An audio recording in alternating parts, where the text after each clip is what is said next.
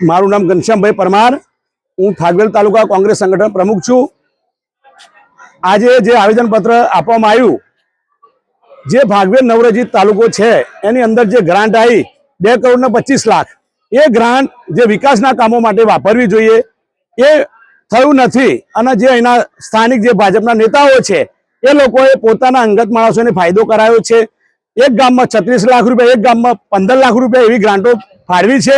બીજા બધા ગામોમાં 1 લાખ રૂપિયા, 2 લાખ રૂપિયા એવી ગ્રાન્ટો ફાળવી છે. એ બાબતે અમે અહીંયા આવેદનપત્ર તાલુકા વિકાસ અધિકારીને આપ્યું છે. હજુ તો પ્રાંત સાહેબને આપવાનું છે, કલેક્ટર સાહેબને આપવાનું છે, અને અમે ગાંધીજીના માગે ઉપવાસ આંદોલન પણ કરીશું. એટલે અમે એ બાબતે બીજી વસ્તુ એ કહીએ છીએ કે મોદી સાહેબ એવું કહે છે કે સૌનો સાથ સૌનો વિકાસ, પણ એ તો પોતાનો જ વિકાસ, સૌનો સાથ પોતાનો જ વિકાસ, બીજા બધાને કોઈ કશું નહીં.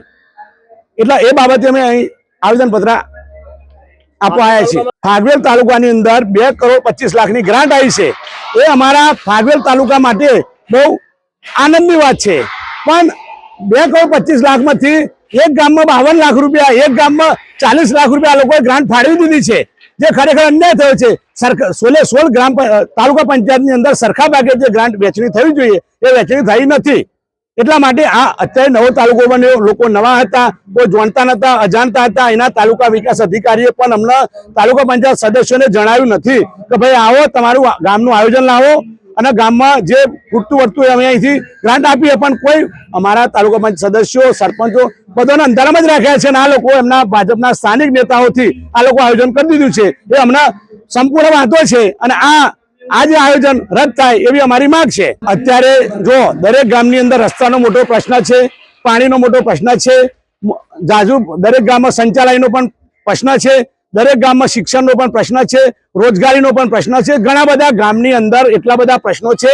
દરેક ગામમાં હું તો ગામે ગામે ફરું છું તો જોઉં છું લોકોના રસ્તા, દેશ આઝાદી થયો રસ્તા પણ બન્યા નથી.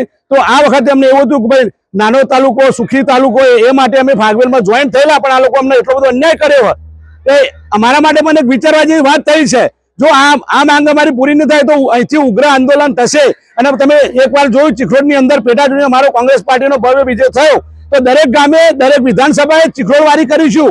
એ પણ બધા જોઈ સાંભળી લે.